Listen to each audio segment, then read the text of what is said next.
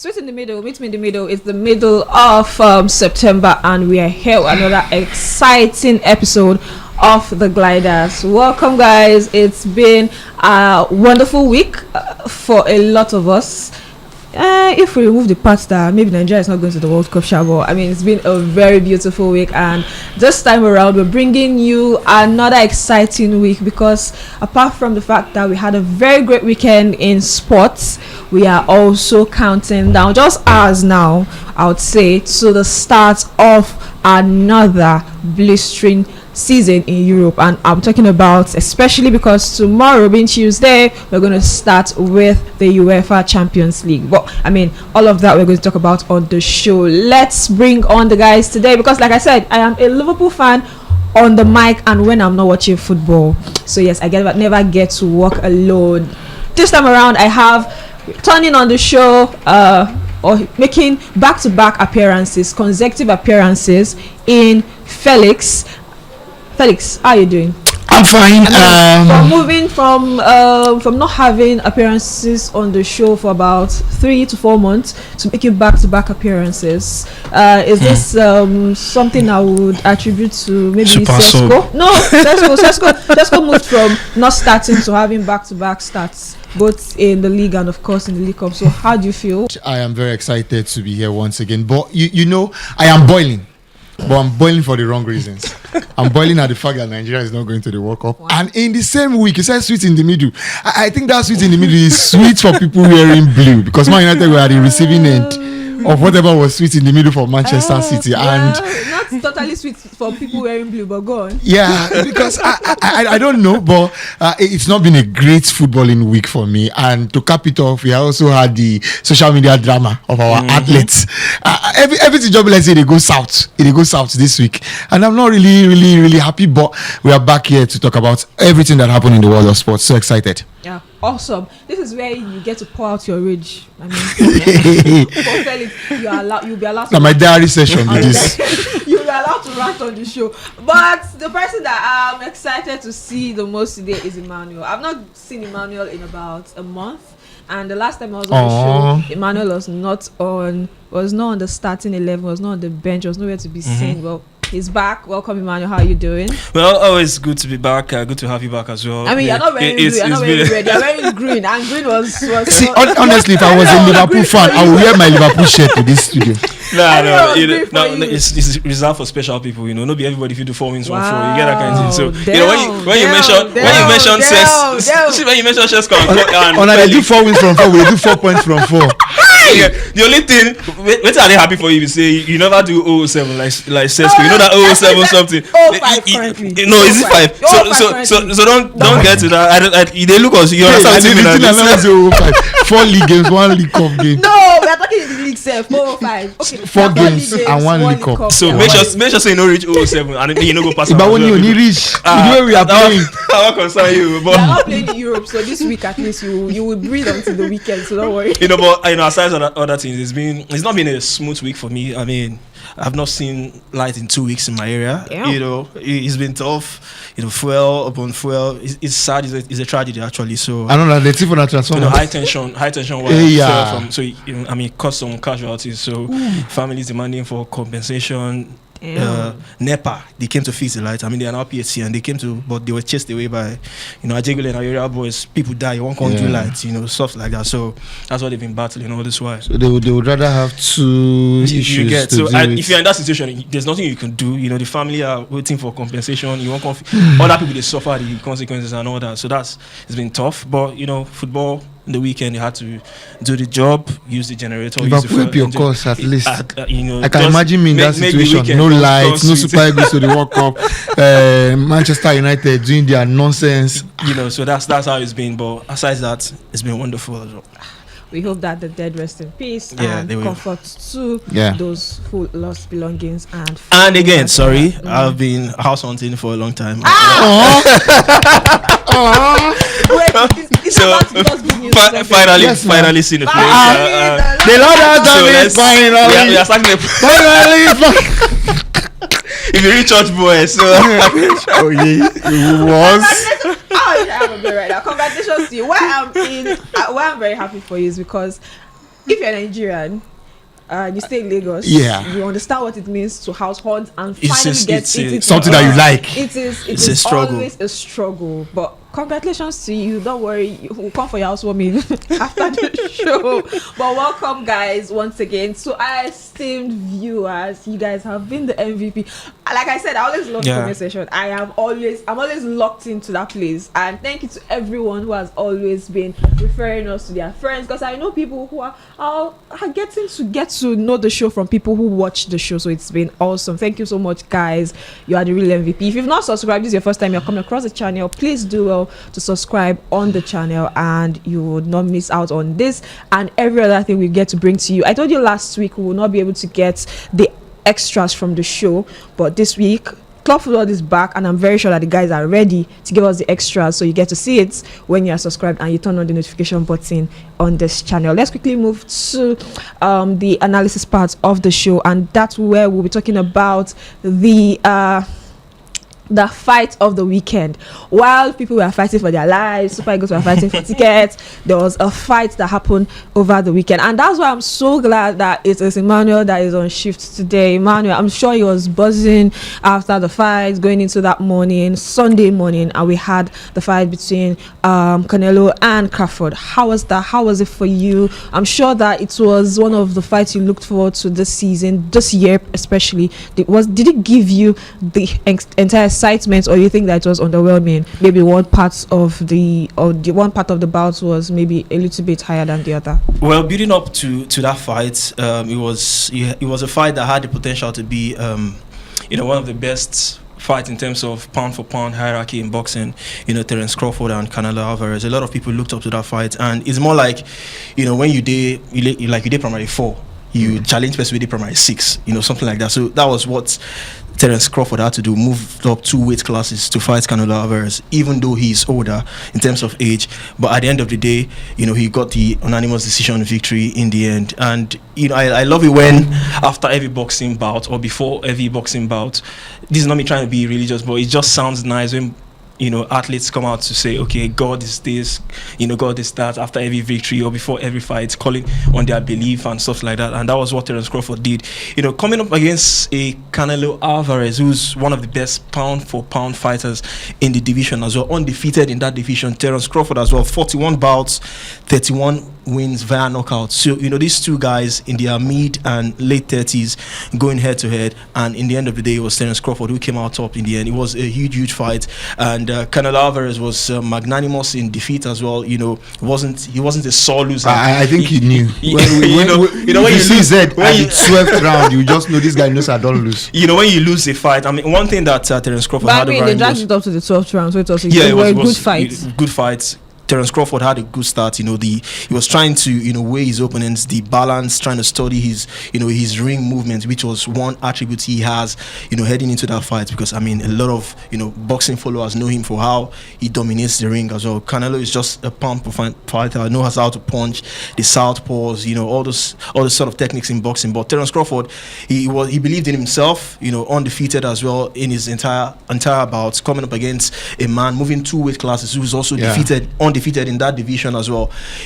So it deserved win at the end. We don't know if he's going to fight, if he's going to continue, because one thing with boxers, I mean, most of the boxers you see today who are in hold of divisions, belts and all that, they tend to be in their mid or late 30s. Usyk is 38 if I'm not mistaken, Crawford is 37, Canelo Alvarez is 35. So we don't know what next for these boxers. So that looks like the new ripe age for for some nowadays. of these boxers. But sometimes the body might not be working, which was what Canelo Alvarez came out to say in the bout as well. At some point towards the 8th, 9th, 10th round, his body wasn't showing as it wasn't competing with Crawford anymore. So I mean, at the end of 12 rounds, it was so clear as day that the hands was going to be raised by the referee in the end was going to be Terence Crawford, and he did the job in the end. He came out, he was all happy in the win, saying God did not make a mistake in creating him and stuff like that. All those talking tough pre-fight and post-fight as well. So good one for Terence Crawford. Not a bad defeat you want to say for Canelo Alvarez. He lost to a decent fighter. It's not like a defeat you see and say it's a shock, even though majority didn't believe in Crawford in the end, because I mean, Canelo, one of the best pound for pound fighters. So for a Crawford who's older, even though the age difference might not be as much as people would think, coming out tops in the end against a guy like Canelo Alvarez. So it's always a good win. I think it's going to be the highlight of Terence Crawford's boxing career, rather. So I don't think he's ever faced a tougher opponent than Canelo Alvarez, the man he faced. So good win in the end. I think he's going to savor this one. They said, make way when the ovation is loudest. I have a feeling that this might just be the last fight for Terence Crawford, even though he gazumped the defending champion in that fight as well. I have a feeling, this is just my personal opinion. I don't know if and he would be right to do that, because it like they say, live when the ovation is loudest. Not to be Tyson Fury. Fight, now they can't disgrace you. Become a Tyson Fury. Stuff like that. But it was a fantastic fight from round 1 to the 12th round. Was at the edge of the field, a 70,000 packed field, Las Vegas Arena. The crowd was buzzing from the very sound of the bell to the very last. So good one for Crawford. We'll wait to see what pans out in subsequent fights for Canelo Alvarez as well. I mean, I think he was so humble in defeat, going as far as saying Terence Crawford is better than Floyd Mayweather. I think that's going to be debatable in some aspects, but as a winner, you also have to be humble. Floyd Mayweather, also one of the greats. So Crawford is not buying any of that. He stayed humble, said, he's going to savor this victory to the very end. But, good fight in the end from those two fighters. And, one of the best boxing bouts I've watched, if you ask me. To move up 2 weight classes, to fight a fighter like Canelo and defeat him as well. Undefeated in that fantastic category. one as well.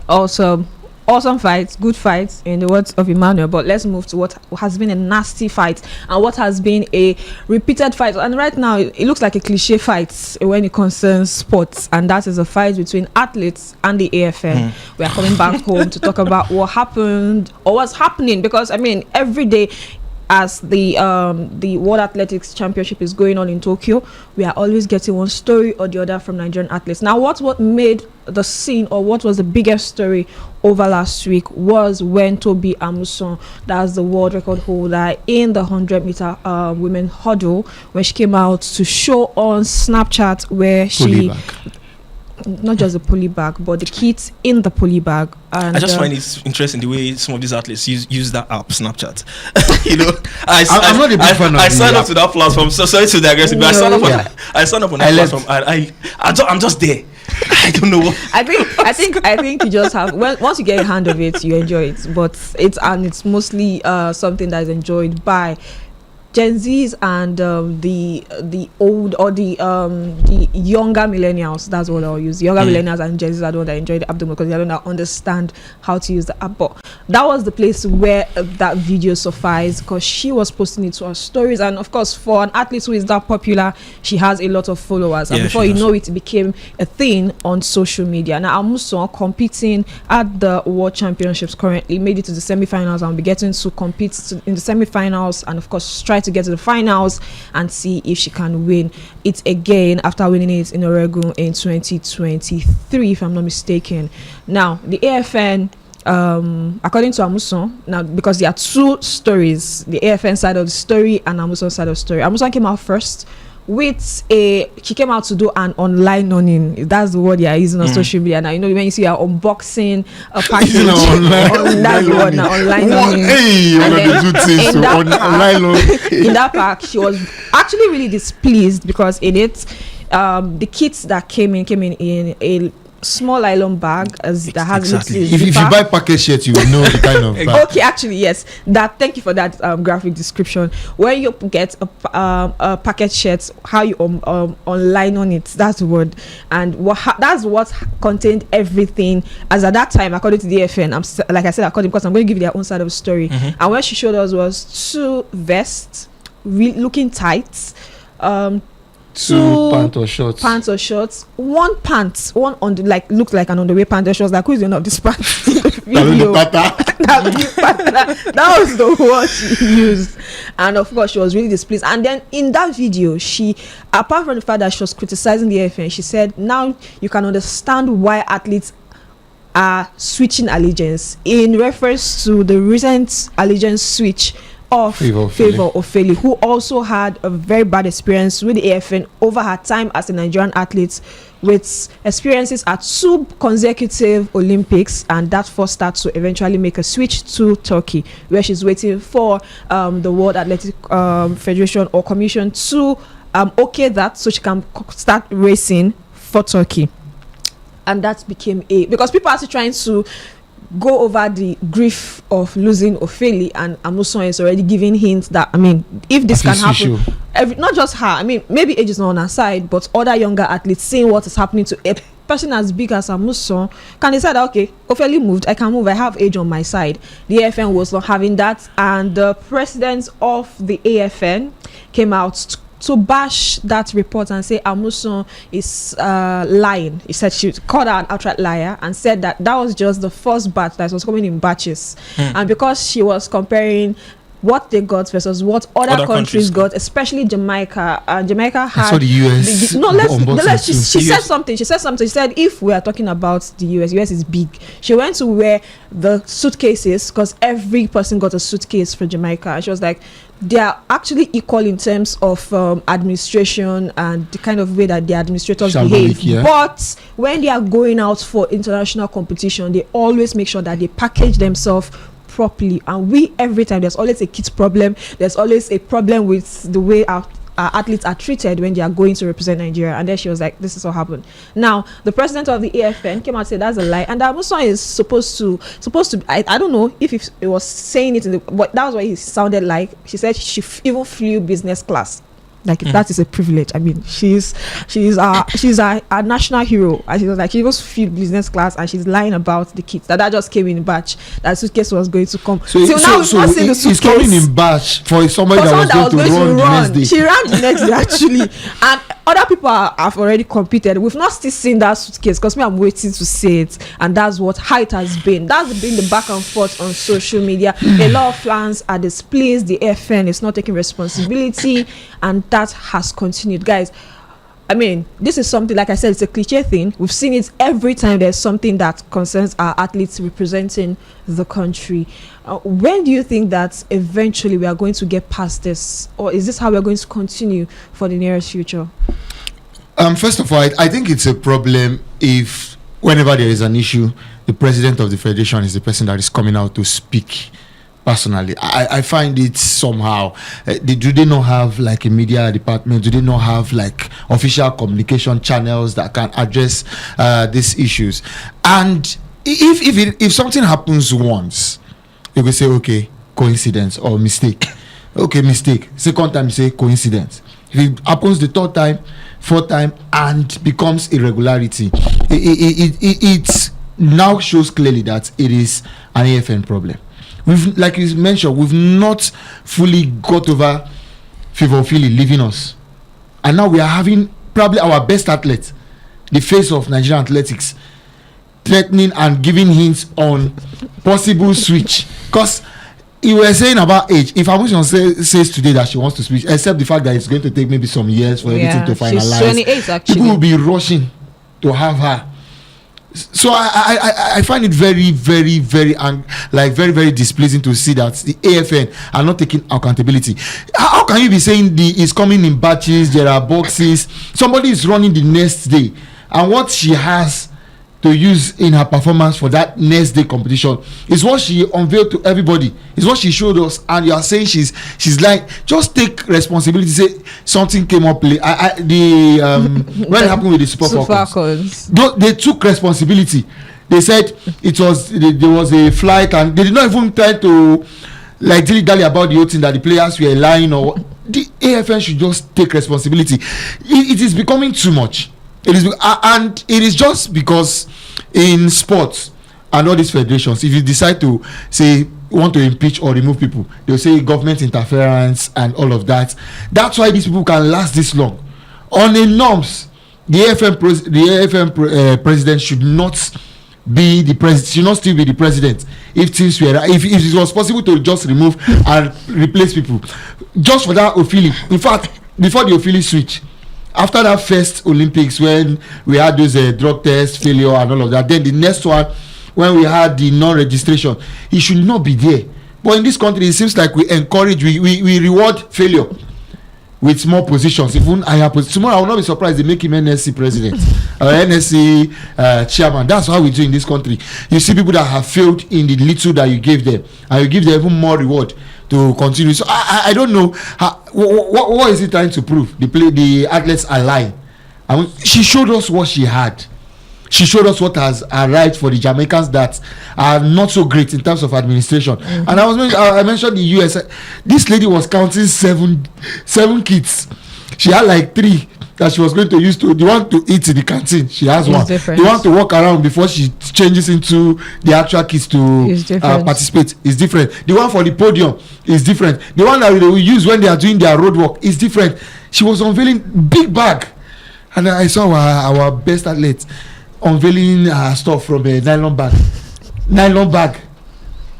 It's just the packaging as well that is really an eyesore, because when you look at the whole thing, I mean, Nigeria is not a small country when it comes to these events, and it's looking like for most major athletics championships we have issues with kits and what have you. So when that video from Tobi Amusan came out, I was like, not again, not this happening again, because no. By the time people are not being held accountable for it's going to continue. Yeah. You talk about the AFN. So if the same people are not being should I say relieved of their duties, or if there are no real consequences for all these flaws and all these mistakes, because I would call them schoolboy errors, schoolboy mistakes. Look at other countries, how they are being treated, how they treat their athletes. We're talking about Tobi Amusan here, and it's not just her. She's not the first, she's not the last who will experience this as well. And I dare say this is going to happen again because of the precedents that have been set in the past by this same AFM body as well. So it's just sad to see. And I mean, credit to her, despite the whole thing, she kept her head down. She went on to run in the heats, and she came out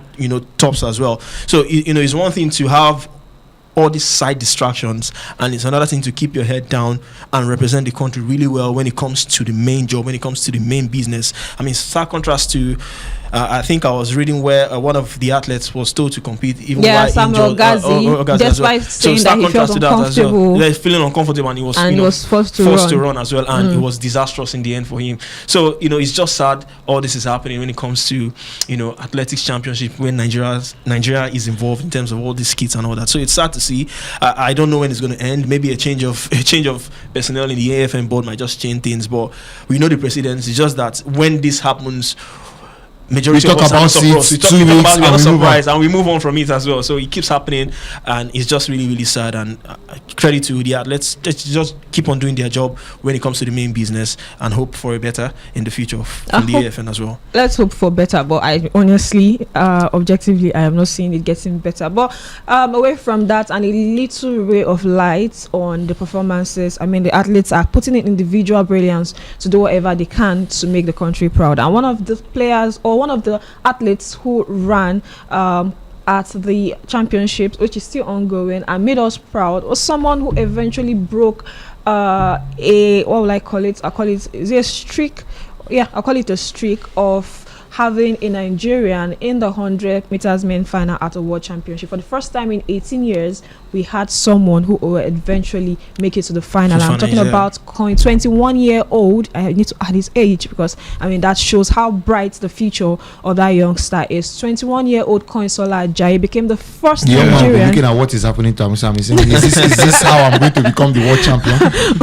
Well, Coin Sola Ajayi became the first person since Olusoji Fasuba in 2007 in Italy. The world championship is Italy that year, to make it to the finals of a world championship. Running the finals, didn't make the podium, finished 5th, but the story is we finally had someone to make the finals in 18 years. And not just that, he ran in the same heat as some of the best legs currently in the world, and was just behind. He was even ahead of Noah Lyles in that particular semi-final hit, and definitely the American, and he got to the finals. Congratulations to him for making himself the man to eventually lift that jinx and that curse from the Nigerians in finals. When it concerns the women, they didn't do well because we had only one Nigerian in Rosemary Chukuma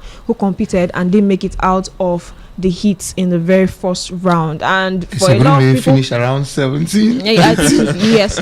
Also, just to before we leave this topic and move to football, I just want to clarify something for people who have been seeing, because there's been a lot of misinformation because of the way the NFN has been handling the athletes, where people say that we did not qualify for, the women did not qualify for, the men and the women actually, that we did not qualify for the 4x100 meter relay. That's for both men and women. Now the thing is, they did not even participate in the qualifiers because of the AFN's fault in getting them to register and qualify. So they didn't qualify, they did not participate to be able to qualify to come and compete in Tokyo. Is it the same story with the people who were replaced by no, that's really officials? There's always something. There's always something. There's something also happening in Tokyo with another athlete who was not registered in a drug test. That one is another issue that is This lady that also did her event, and after the event she did not finish so high, but she said personally she felt good that without a coach and her own personal efforts that she got the result of that. There's always something. So yeah, why Koinsola has made us proud, please always know to give the athletes the benefit of a doubt before judging them. You have to read and understand what is currently happening. So we didn't have anybody that qualified, or we didn't even participate at all in the qualifiers, talk more of to come to Tokyo to compete. But I just need to, as an athlete, despite these challenges faced that the AFN is dishing out to these athletes, just keep your head down, do what you know how to do.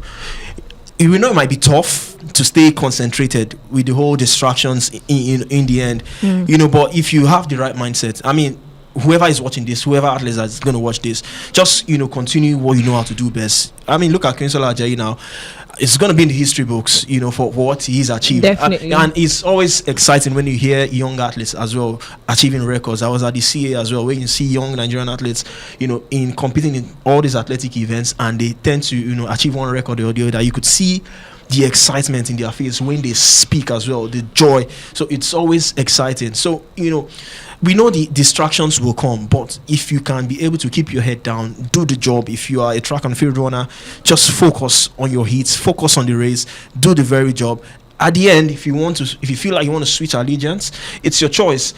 Because I'm not going to be apologetic about it again, because a lot of things has been happening. So if Tobi Amusan or any other athlete come out tomorrow and say, okay, they want to switch allegiance, you can't fault them because what's been happening in the future. So, just keep your head down, concentrate on the job, and I mean, the future is always going to be bright for you. Really, really bright for you. And like I said, Koinsola is not just someone who just made this particular history at this particular ongoing championship in Tokyo. Now he has had the best season of his career so far. This is his 21 year as a human being, but this particular year might maybe be his best so far, because he has run nothing past a sub of 10 seconds this particular season. He has always run everything below 10 seconds. That is a blistering record for someone who is just 21. And talking about those who went on to win or make podium for the men's 100-meter final, Koinsola finished 5th, I mentioned, but the champion is Oblique Seville, who also made history as the person who is now currently the 10th fastest man ever in the 100-meter history. I mean, he joined the likes of legendary people like Usain Bolt and all of them who have been on that list for a long time yesterday when he went on to win gold for Jamaica. And second, we had another Jamaican who is also on that list, by the way, but still looking to win the championship. Talking about Kishan Thompson and in silver, and the man who is always known for the dramatics in athletics recently, Noah Niles, finished third, the American. Now for women, it was an American who stormed to gold in Melissa Geoffrey Wooden, and we had the passing of the baton that happened yesterday. Now Sheila Price ran, but she finished 7th. She finished 6th, I beg your pardon. But we had a very young Jamaican who is also 21. She finished 2nd, and her name is Tina Clayton. Now, what made the highlight of the race was for me was when after the race, Sheila Price went on and did as if she was passing something to her. That was going to be yesterday was Sheila Price's final individual race for Jamaica after running decades for them. And just there was a story about Tina Clayton, who finished second, and I mean is now the youngest sensation for the Jamaican team. She was 2 years old when Sheila Price won her first gold medal for Jamaica. You can see how much of longevity that lady has had in the sport, and we're looking forward to her, what she's going to do after participating in active athletics. Maybe she's going into federation management or anything. We get to see that post-career for Sheila Price. In third, we had the gold medalist from the last Olympic in Yulian Alfred, who is from St. Lucia. She finished third. Those are the medals we've had so far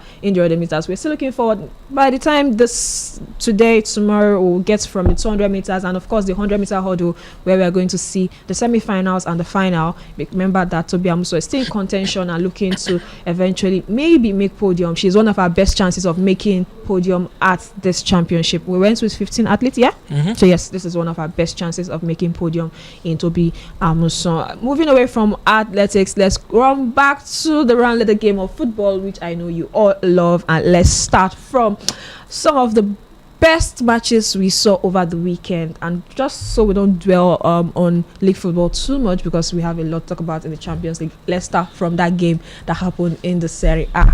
That is the clash of that's the clash of brothers over the fight of remotes. That's what people called it, because of that picture that came out talking about the Turan brothers. When that particular picture from the referee's cam, that's when they came forward to meet him when he called two of them over. There was a picture that came out, and it's going to be a legendary picture for football fans. And of course, we saw the proud moment in which Liam Turan also watched from the stands as his boys made him proud. Juve versus Inter Milan ended 4-3 in favor of Juventus, but it was the best game of the weekend for a lot of people. Did you see that game, Emmanuel? How was it for you? Well, classic game of football. I mean, a real rivals clash. You know, two heavyweights in the Serie A going head to head. It was, to be honest, set into that game, I wasn't expecting too many goals. I don't know how Timothy will be feeling watching that one from wherever he is. Well, he said sweet game of football on the status, but he held an L and it's okay. So you know, but I mean, what a way to end the goal scoring in that game. I don't know, that fourth goal was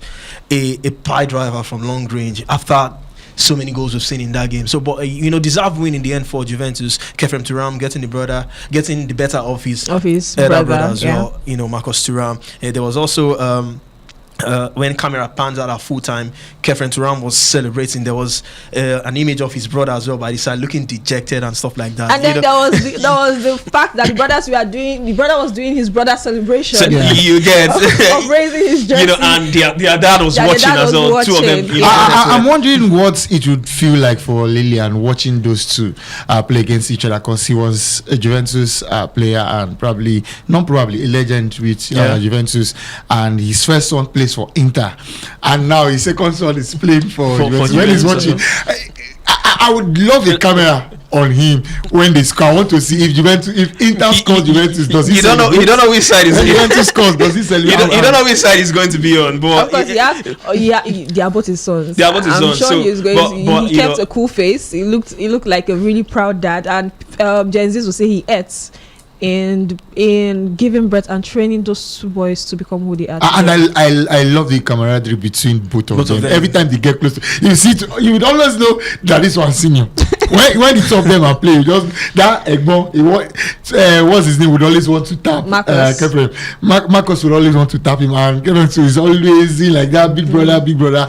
I enjoy watching Juventus versus Inter these days whenever both guys are on the pitch. And like Emmanuel said, very exciting game, 7-goal thriller, and the goal that won that game is deserving to win any match. Is deserving to win any match in the world for a 19-year-old coming off the bench, scoring your first goal for Juventus against Inter in the Derby d'Italia. I feel that whoever was watching that game as a neutral would have been excited about what they saw, but I'm not sure the two coaches would have been so happy with what they saw, because there were some defensive lapses here and there, and obviously there were some exceptional goals in that game. Yildiz was a thorn in the flesh of the Inter team, and the way the game went, Juve scores first, Inter equalize, go in the lead, Juve equalize, go in the lead, Inter. I mean, it was end to end. I think the last time I saw a game that end to end was when we had the game between Barcelona and Inter Milan. And it was Inter also involved in that one. So yes, beautiful game of football. And for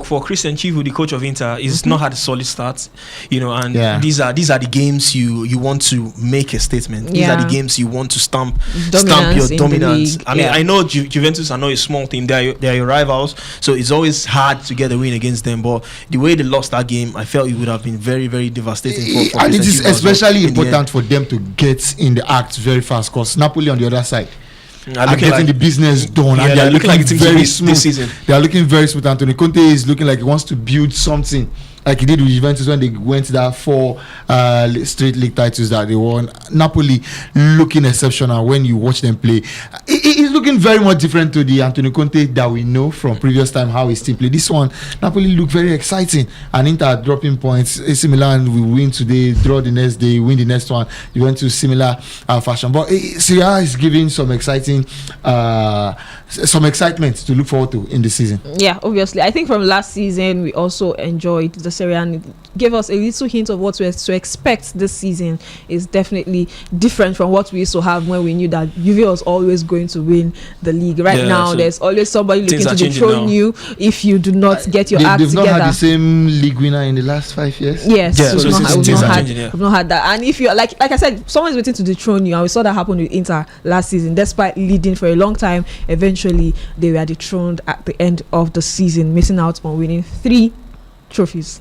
I wish I had Timothy at the other side to be looking at when I say this. But yeah, let's move away from that and move to other league games. Let's focus on the top 6, the traditional top 6. Let me put it that way. Then let's start with that game between the game in which Arsenal we are comfortable winners. I think this time around it's looking like, despite the injury worries for Arsenal, they are becoming very comfortable in managing that team. Mikel Arteta is getting comfortable in managing the team despite all the injury worries that he has been getting, which is something that Arsenal were not used to doing in previous seasons. Once a solid or a mainstay in the team gets injured, something would definitely change in the chemistry of the team. But right now there's kind of a plug and play in the Arsenal team. What has changed for Mikel Arteta this season, Emmanuel?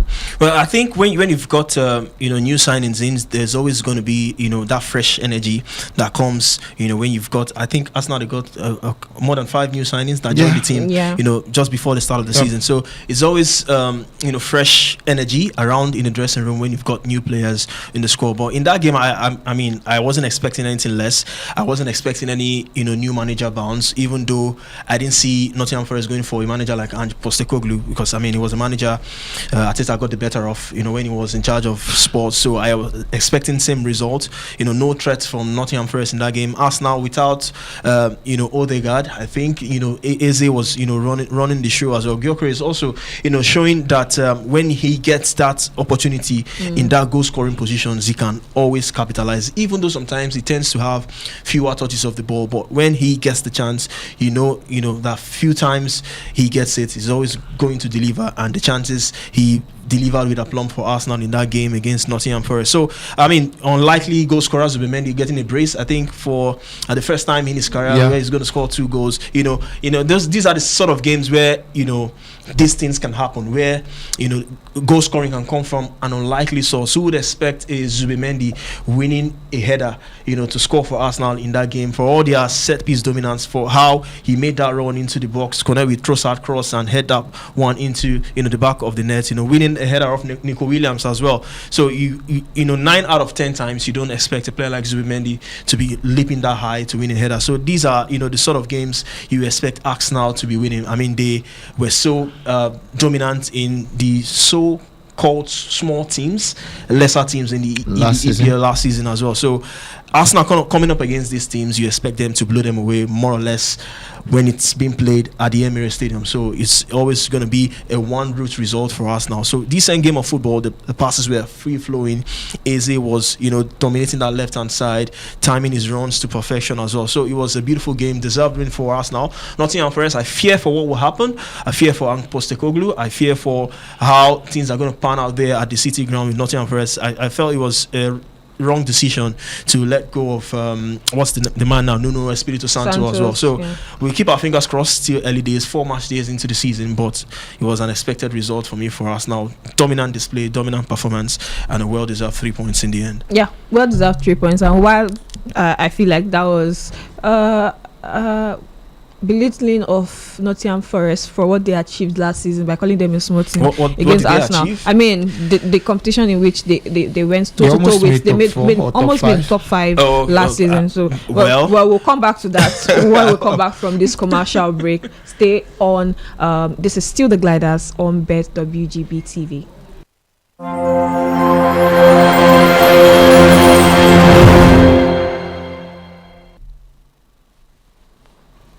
Welcome back. It is still the Gliders on Bet WGB TV, and remember that you can get yourself a 200 naira bonus when you sign up with our promo code displayed on the screen right there. You can get a 200 bonus when you sign up on Bet WGB and you use our promo code to win yourself fantastic prizes. Remember that there's a lot of football going on this week, starting from tomorrow down till the weekend before we come again on another edition of the show. But back to talking about what happened over the weekend and touch light on some of the games we saw over the weekend. Still talking about the Arsenal game, but this time around to Felix.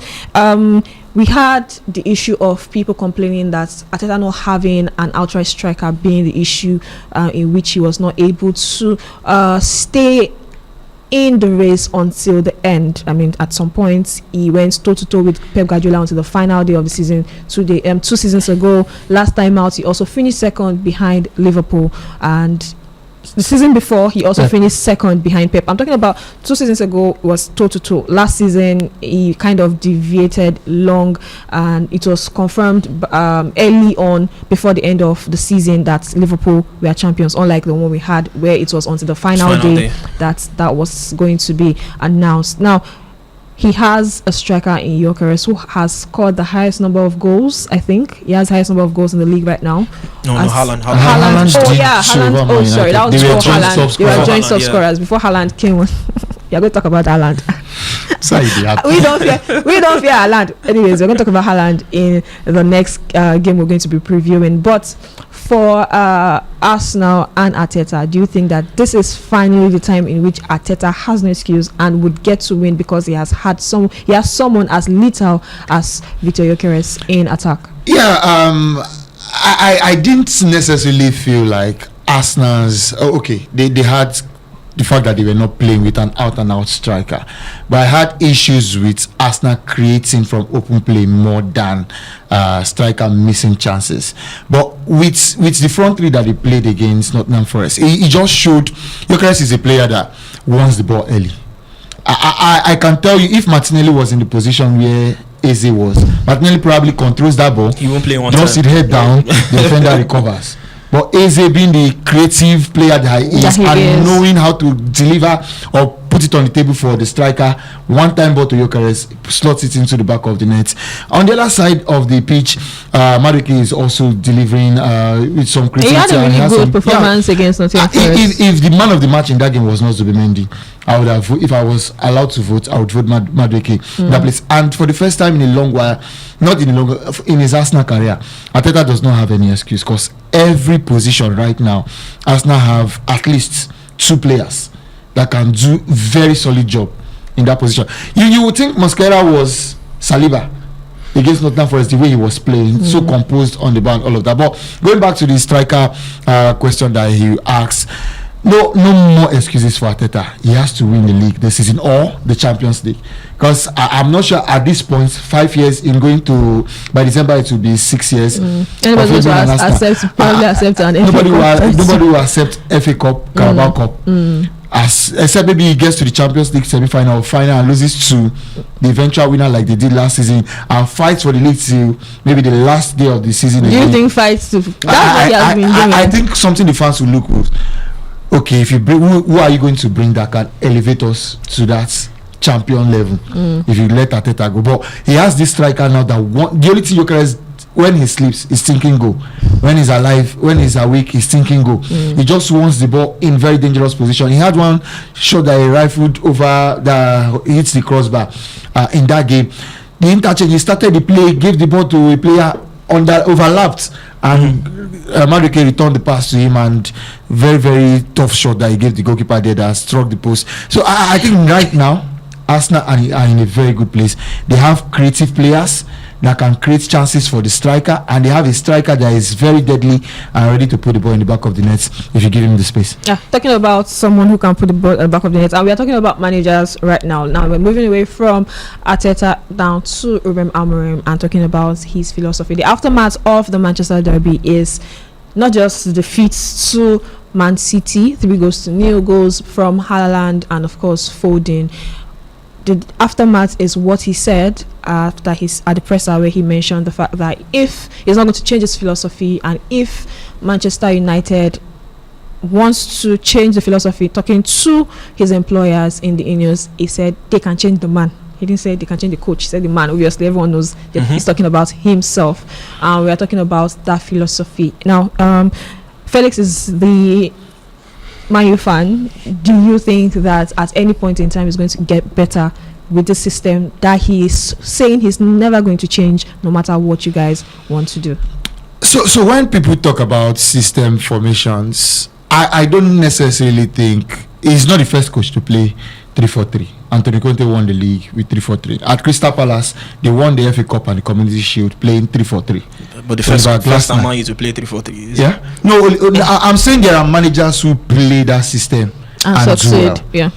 It's the interpretation of the 3-4-3.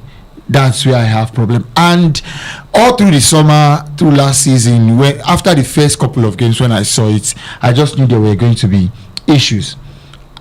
United had to let Garnacho, Rashford go because they were not inside forwards or tens as he wants.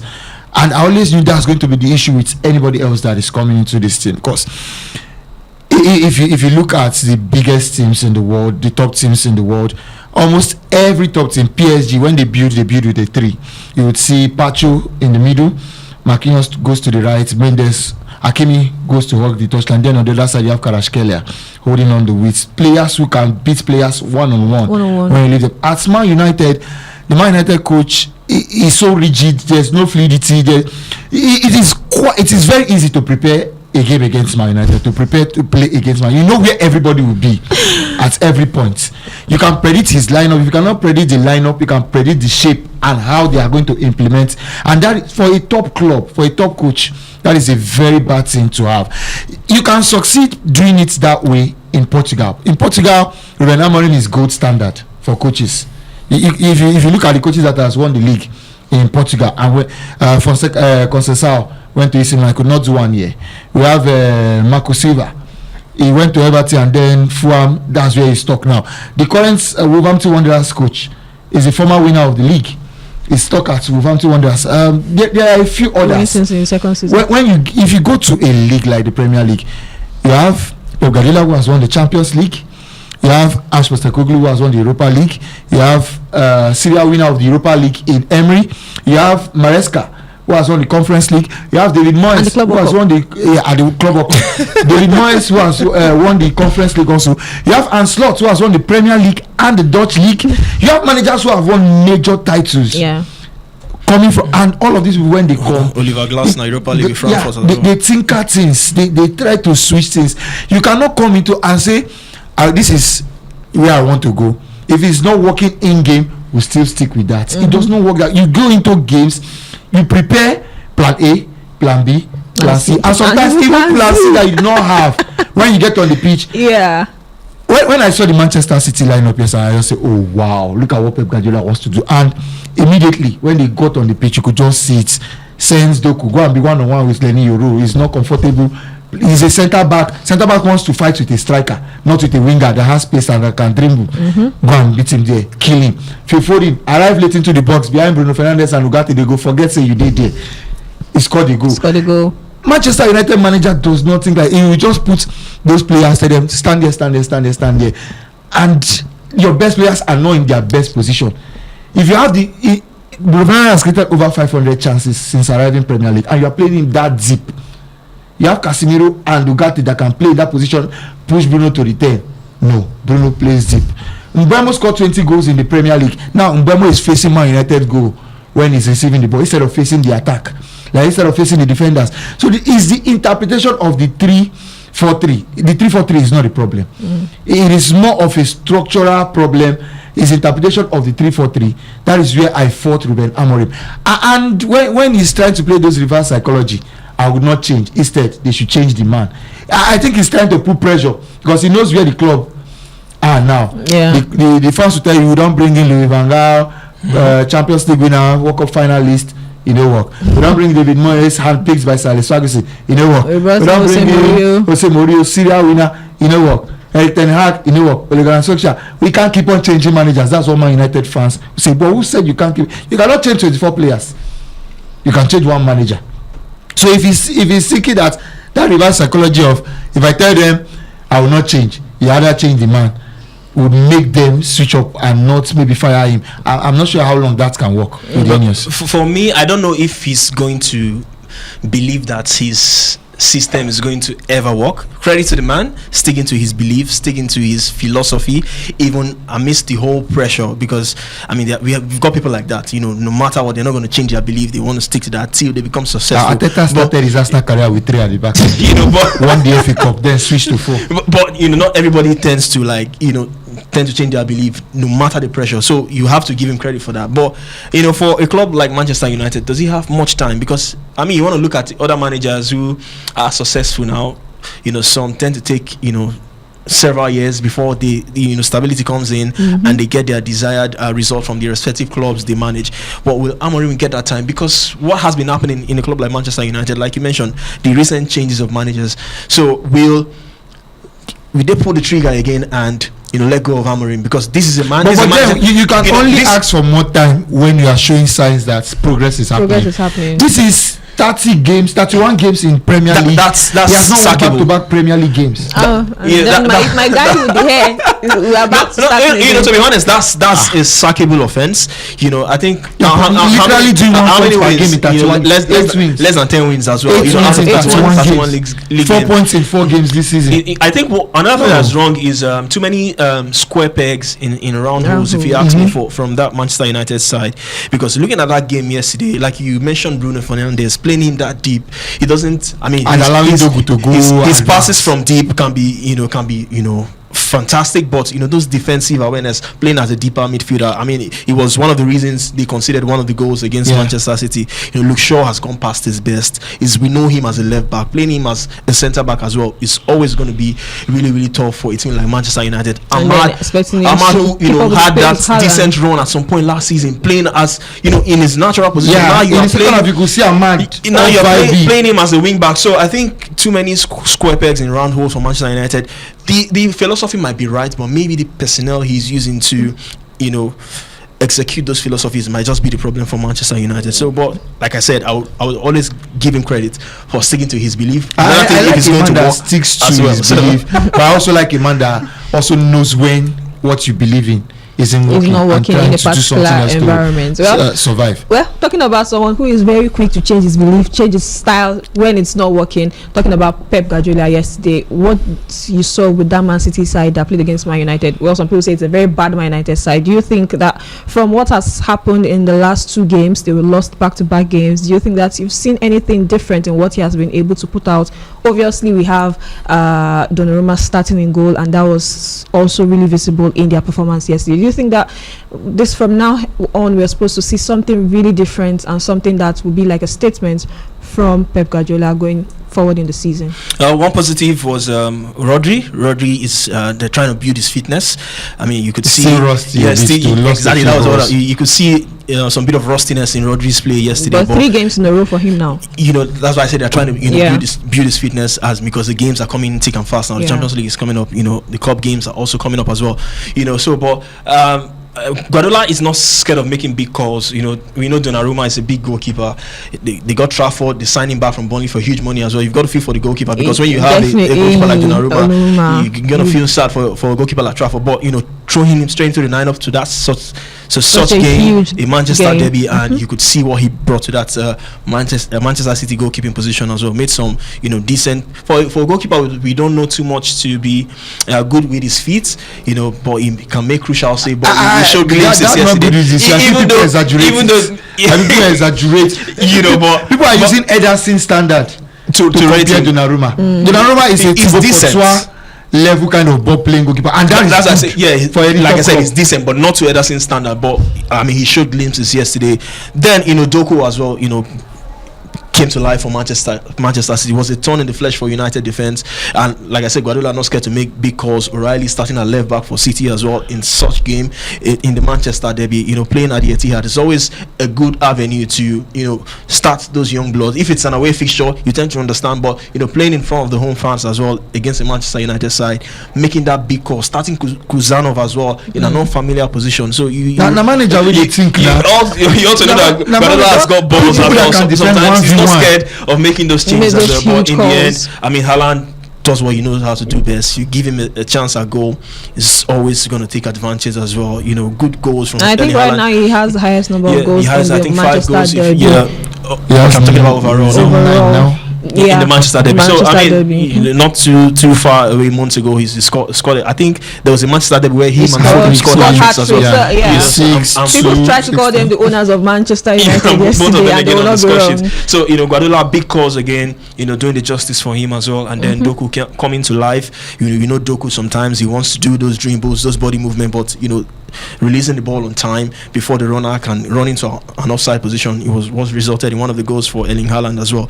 So good game overall, dominating performance from Manchester City. United, they leave to fight for another day as Amorim continues to figure Chelsea is up next. his best we begin to see Amorim live to fight another, and someone that will live to fight another day at his job is Coach Shola Adigun at Plateau United, because in the MPFL, Plateau United finally got points, and not just points, they got 3 points and a win over defending champions yesterday in the league, a 2-0 win over Remo Stars, and that will be their first points in the MPFL. So yes, they got 3 points, 2 goals and a clean sheet over defending champions, and that means that a little bit of a breather for the new coach who is managing his first side in the top flight in his career. Talking about Coach Shola Adigun. Well, Shola Adigun. My friends always say that we should not say coach in front. That's my title.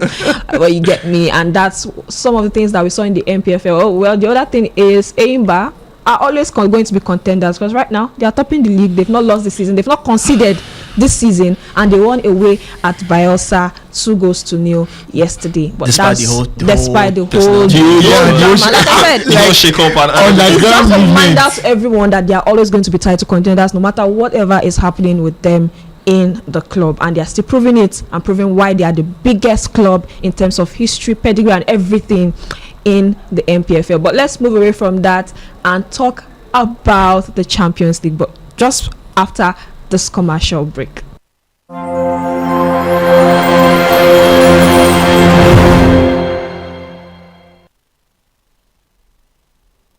Now down to the main event, the Champions League. Just like it's written in the anthem, this is time for the big boys to come to the party. But if you want to join the big boys, you want to bamba, you want to make money, just sign up to BetWGB and use our promo code as displayed on the screen. The promo code is Gliders. Yes, Gliders is our promo code, and you get 200 Naira bonus for your first sign up on the platform. But yeah, like I said, you want to bamba, you want to rub shoulder with the big boys. It's time for the Champions League, and we'll be touchlighting just some of the major games that we'll be seeing. Chelsea dropped points away at Brentford, but this time around, returning to the Champions League, their first test will be against champions of the German Bundesliga in Bayern Munich. They have very, very interesting history, those two sides, and Maresca will be going up against Company. How do you see this going, Emmanuel?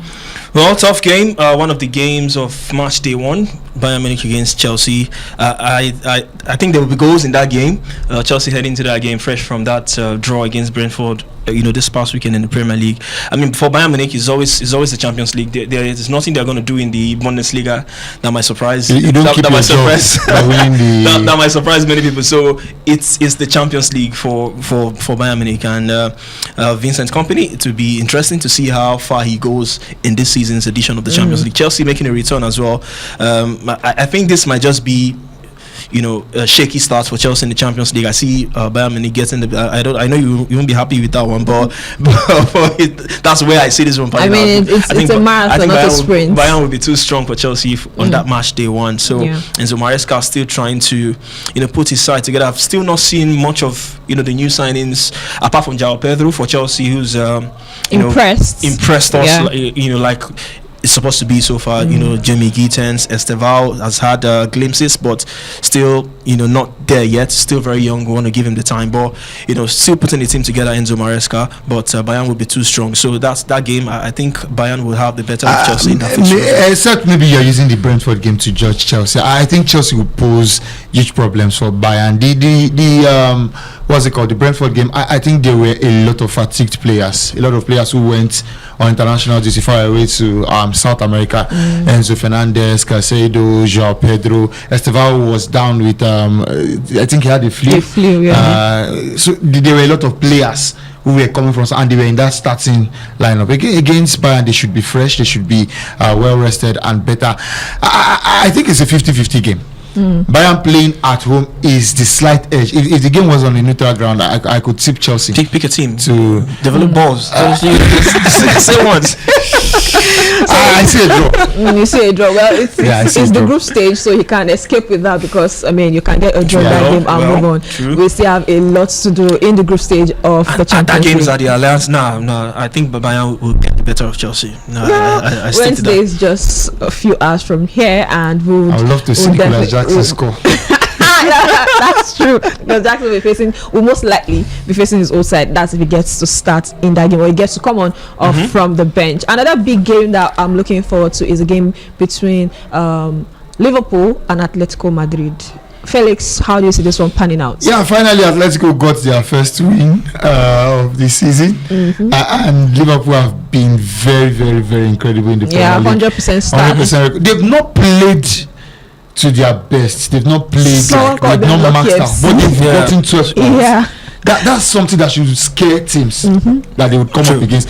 Liverpool so when I say they've not played to their best, Liverpool have not played any game this season that the opposition were better, but they've not played to the level that we know that they can play entirely dominant. So I feel every team that is playing against them, and this one is happening at Anfield. So Liverpool are heavy favourites for me. This is the game where I feel there is an heavy favourite as against the Bayern Chelsea game. Liverpool heavy favourites to win, and win well against Atletico Madrid. Well, one thing I'm looking forward to that game is how it's going to be on the sidelines between both managers. And your first impression of Arne Slot, you think he's a calm guy. He's a calm man, but those two managers, they've got a bit of history. Feyenoord clashed with Atletico Madrid in last season's Champions League as well. Feyenoord got the better of Atletico, so he was heated at full time to an extent where Simeone stomped onto the pitch and shoved Arne Slot, who also went back at Simeone as well. So 2 seasons back. So you get to see how this one is going to pan out on the sidelines. But I mean, Simeone will always be Simeone, always going to be animated on the sidelines. He's not sitting. I've never seen that man seated in the dugout whenever his team is in action. So that's one area I'm also looking forward to. But it's definitely going to be an interesting game. Well, looking to be an interesting game. Another interesting game, big clashes you get to anticipate this week, and you can of course place your odds on BetWGP and win big using our promo code The Gliders at the games between Man City and Napoli, and of course that one in which we will not be expecting to see Lamine Yamal, talking about the game between Newcastle Newcastle. Yeah, social media will say he has STD. But what was Barcelona? What was Barcelona thinking? Just say he's not fit. He has this. People will always think stuff like that. How can you say he has something in private? They aided them. Public areas. Barcelona aided everybody that has like saying anything right now. How do you get how does somebody get infection in public area? He used a and we know his story about going again now his bad restroom in the and he was in the number 2 and he used a bad He restroom. started the show with sweet in the middle. Now he want to be so for the bad minds out there, this is still a football show, I beg. This is a sports show rather. So don't get it twisted, I beg. Don't get it twisted. This is how far we'll be able to bring to you on this particular episode of the Gliders. It's been electrifying from the start to the finish, and that's because of how much fun we've had with you on the show. We'll be making a return next week, but by the time we come back next week, we'll have had a lot of drama in Europe. We'll have had a lot of drama over the weekend because yes, the next game in the league that we'll be looking forward to is going to be that big clash. It's always a big clash, whether the team is doing well or not, between Manchester United and Chelsea in the league. Manchester United would be resting off. You know what will happen, Joy? I'm in my element these days. I'm thinking of a bet that I can do with you. Maybe me? Why me? Yeah, you're a Chelsea fan. Oh, okay. Then again, Man United are useless, but I want to go on. That's why I said they are always. So maybe you wear gele on. I trying to be nice now. And your makeup will be badly done. If Chelsea loses, your makeup will be badly done. You wear gele on. Okay, I'll talk to our makeup artist. I'm going to wear a blue coat next week. If we get to lose, I'll do anything else. If we win, I'll wear a blue coat and I'll try to do the face of a clown on the show. Yeah, that's my makeup for next week. If we get to lose, you can think of something that I would do. You're not on the show next week. Damn it. But we'll do it for the socials. You have to do something. I'll think of something. That works. Yeah, I mean you can do something virtual. If it works as well. You want to play it on the show? Go on the break and show me clowning myself. Not clown. I'll think of something. I'll think of something for you. But obviously, there's a bet between myself and Felix as Manchester United will be facing Chelsea. Everybody else can beat Man United, not Chelsea. Watch out for our Nigerian brothers as well. At Old Trafford. Old Trafford. There's Old Trafford factor. Let's get to see if Chelsea will finally break that course and get to defeat Manchester United at Old Trafford for the first time in a very, very long time. But for the first time today, it's time for me to say bye-bye to you. Thank you so much, guys, for being on the show with me. I enjoyed myself. I had so much fun. You had fun? Yeah, very much. And welcome to Emmanuel on the show again. This is the first time we're doing a show together for the first time in a long time. Thank you so much for joining me today. Thank you. Should we prepare a table for because this, I don't know. Now we don't have enemies here. We don't prepare tables yet. The person that will prepare tables. I was in just for 3 months. I came back. It's only once you mentioned it. I said it last week and I said it today. I said you are making back-to-back appearances on the show. Yeah, just looking for my trouble. But don't worry, we'll settle this next week after that game between Man United and of course Chelsea. My name is T Euphoria and I'll catch you next week same time. No, not same time, the time you get to watch the show next week, but we'll catch you next week Monday on the Gliders. For now, it's bye-bye.